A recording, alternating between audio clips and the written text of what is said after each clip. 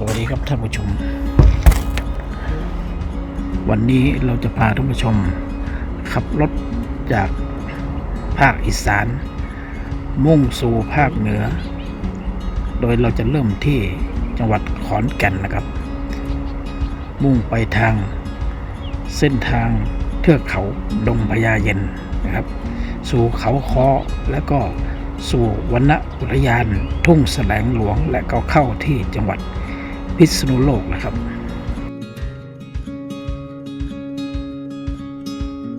จะเจออะไรบ้างนั้นในระหว่างเดินทาง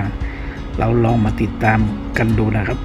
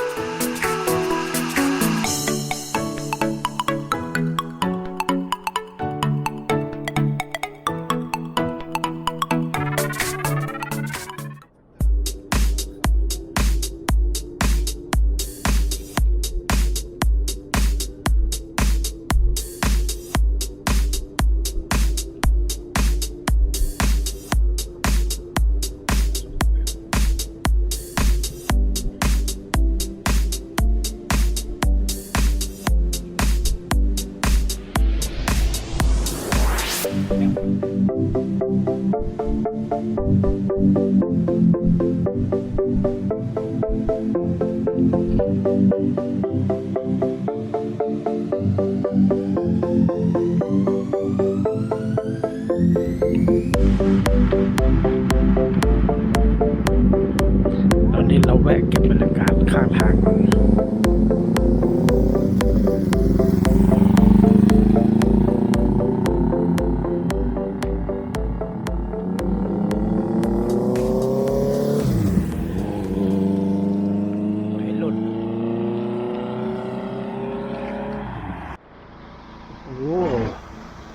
เห็นไกลๆนะผาแดงนะมีอะไรบ้างโอ้ยแช่อิ่มหลายอย่างเลยถามอิ่มถามคุกมี แล้วนี่ ลูกข้างบนนะคะแล้วนี่เป็นเนื้อแดดเดียวอ๋อเนื้อแดดเดียวมีเนื้อวัวเนื้อควายเนื้อหมูเดินถ่ายรูปข้างบนได้โอ้ว้าวจะได้เห็นหน้าผาสวยๆ หนังวัวแล้ว หนังควายตรงนั้นไม่โลภเหลือมาเข้าตรงนี้ได้จุดชมวิวเขาปากช่องโอ้เสียวเลยนะ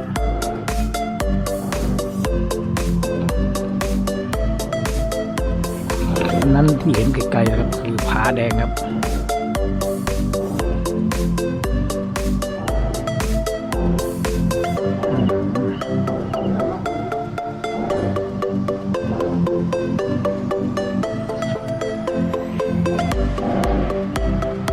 น่าจะเป็นช่องลมเนาะ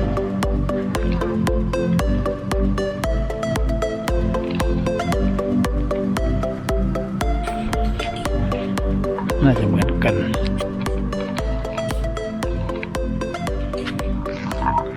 ที่นี่มีร้านลาบร้านหมูร้านอาหารเยอะแยะเลยนะครับ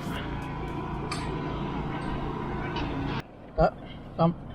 เนี่ยมีนั่นแหละเราลองยามีวะนั่นนะ นี้มันนุ่มมะขามมะขามขามนึ่งมาเล่าแต่ดีเลยแปลกไหมวิวปลาทองห้องน้ำแล้วด้วยลมซัดเหมือนทุกชมวิวมันจะอยู่ขวามันสิกะขวาอันนี้อย่างนี้ทางขวานี่วิจัยอยู่ขวาเท่นะล่ะแม่ยังมาถึงไม่ได้เลยยังมาถึงเจ้า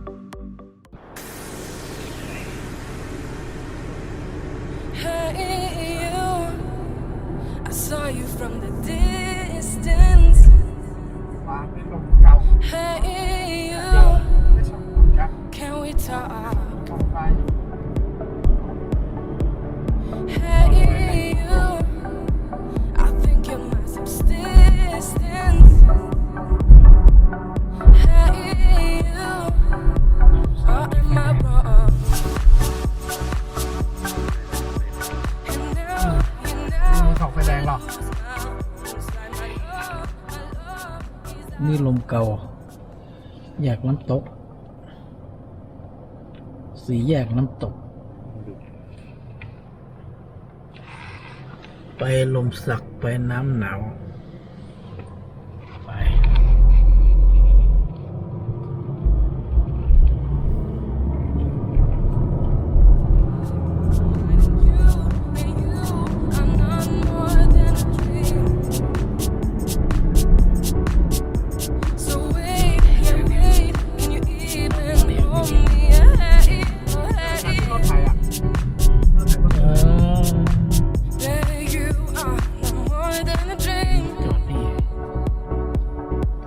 สองอะไรบ้างเนี่ย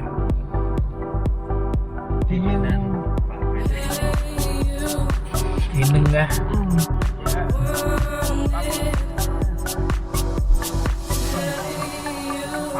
ต้องมีร้านกาแฟเยอะดูวิวน้ำหนึ่ง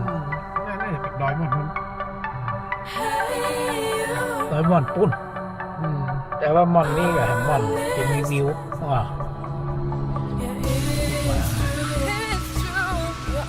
มันก็ลงดอยไป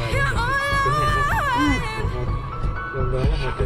เอาวันนึกว่าเลยมันน้อยเดียวนะลงดอยไม่ไหลราคามันเป็น1,9580นะมันเป็นการกับไฟฟ้า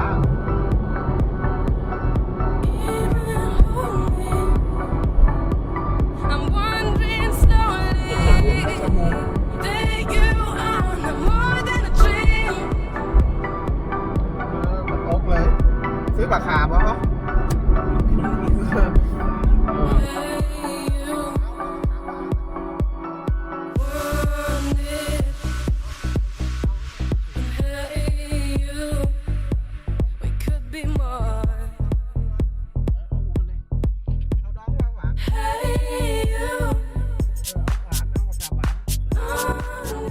น่ะ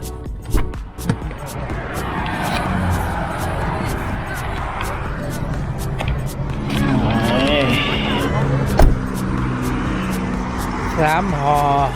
100ใช่ไหมขามหวานนี่ขายไงครับตัวนั้นจะเป็นตัว150ค่ะอัน150ตัวนั้นจะเป็นตะไคร้เหมือนกันถ้าด้านนู้ นู้นจะเป็นถุงละ100ค่ะ จะเป็นฝักสั้น เนี่ยอ๋อฝักยาวฝักสั้นอ๋อ ใช่ค่ะ ฝักสั้นก็พอแล้วไม่ต้องยาว ต้องมีห้องน้ำไหมครับ ไม่มีค่ะ อ๋อแล้วเนี่ย ถ้าข้างล่างจะเป็นถุงละ2 โลค่ะ อันนี้โลหนึ่ง โลละ150 แล้วไอ้ที่ดองอ่ะไอ้ที่ ถ้าตัวดองก็ถ้าฝักสั้น100เหมือนกันค่ะ ถ้าฝักสวย120 ที่เอาฝักสั้นนะฝักสั้น100แล้วอันนี้ก็ไหนฝักสั้นฝักสวยนะ ฝักสวยจะเป็นตัวติดสติ๊กเกอร์ค่ะฝักสั้นจะเป็นตัวที่ไม่ได้ติดสติ๊กเกอร์ด้านบนตัวนั้นก็100เหมือนกัน จะเป็นถุงละโล อ่ะแล้วก่อนร้านมะขามหวานเพชรบูรณ์ถ้ามาเพชรบูรณ์แล้วมาซื้อมะขามหวานแปลกโอ้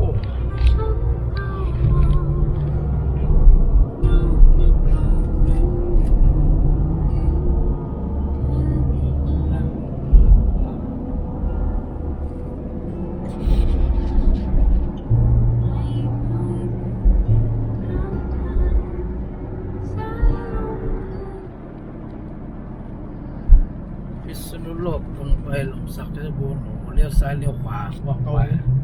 เอาเป็นพิษณุโลกอย่างเดียว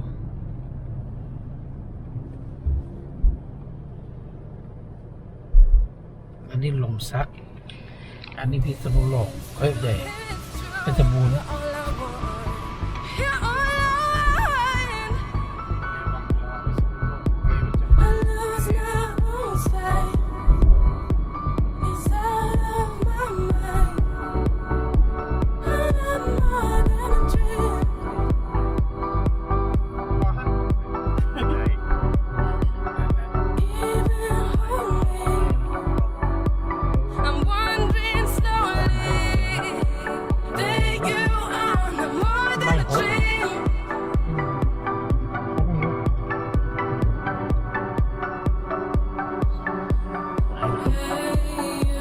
บรรยากาศ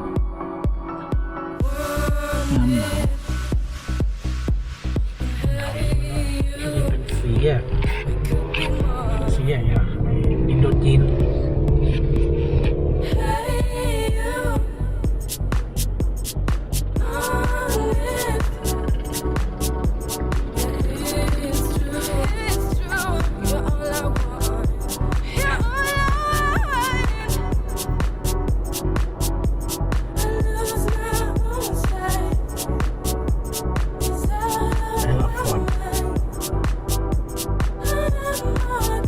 โอ้รถนี่วิ่งตรงนี้นะ